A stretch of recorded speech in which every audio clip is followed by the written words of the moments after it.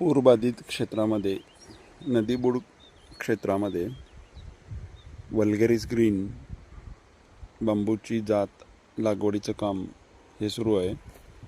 हे 5 एकर लागवड असलेलं बल्कोआ लागवड असलेलं ठिकाण आहे. कोल्हापूर जिल्ह्यातील करवीर तालुक्यातील हलोंडी या गावी.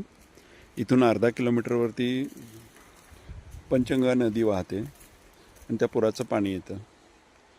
तर याच्या अगोदरच्या पुरातून काही बेटं इथं म्हणजे मर अळी झालेली आहेत. तर ही मर अळी लावायचं काम या ठिकाणी सुरू केलेलं आहे. तर साधारण 2 वर्ष वयाची वल्गेरिस ग्रीन जातीतली 4 ते 5 फूट उंची असलेली रोपं लावायचं काम इथं सुरू आहे.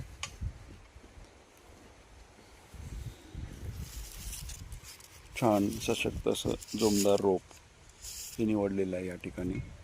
तर पूरबाधित क्षेत्रामध्ये अशा प्रकारची लागवड जर वयानं मोठी असलेली रोपं 5 फूट उंची 4 फूट उंचीची रोपं जर का आपण लावली तर हे येणाऱ्या संभाव्य पूर परिस्थितीला तोंड देतील आणि पुराच्या धोक्यातून ही बेटं पार पडतील.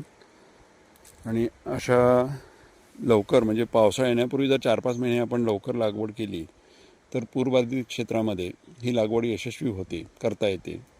ज्या पूर आलेल्या क्षेत्रामध्ये इतर पिकं ऊसासारखं पीक किंवा आणि इतर काही भुसार पिकं घेणं जे शक्य होत नाही आहे आणि तिथं शेती करणं फायदेशीर होत नाही, अशा जमिनीमध्ये आपण बांबू लागवड केली तर निश्चितच ही फायदेशीर होणार आहे.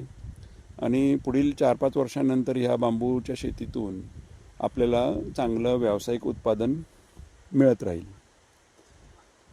धन्यवाद.